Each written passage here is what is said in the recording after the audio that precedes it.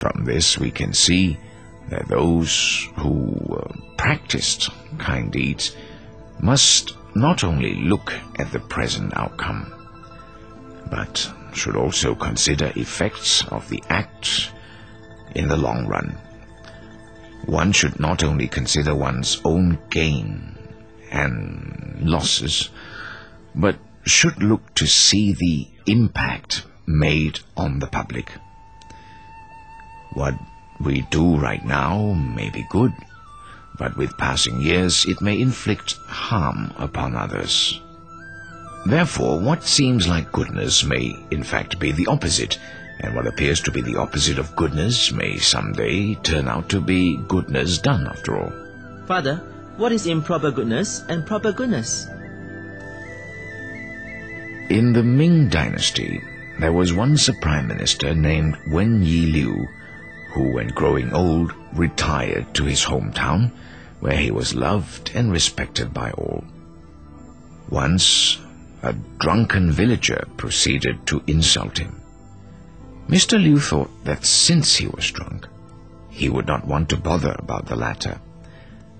A year later, the same man committed a grave crime and was sent to jail with the death sentence. Upon hearing this, Mr. Liu said with great remorse, "If I had taken him to the authorities for punishment that day when he came to insult me, perhaps this would not have happened.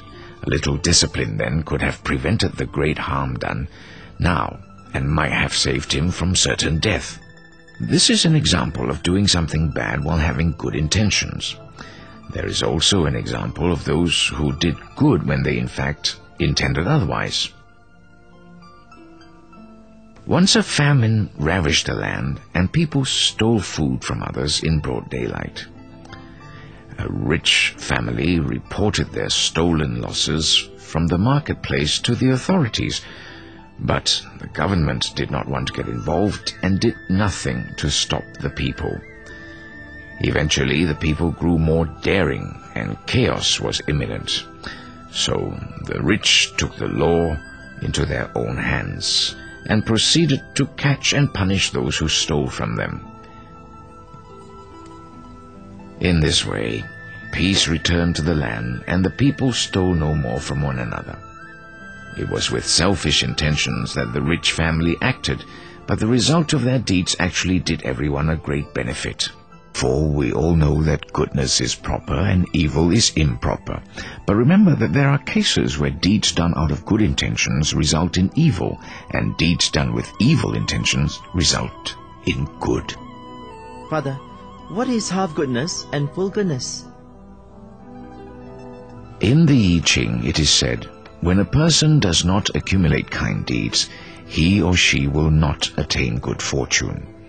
When one does not accumulate evil deeds, he or she will not bring about great adversity. If we are diligent in doing kind deeds, it is like collecting things in a container, and with diligence it will soon be full.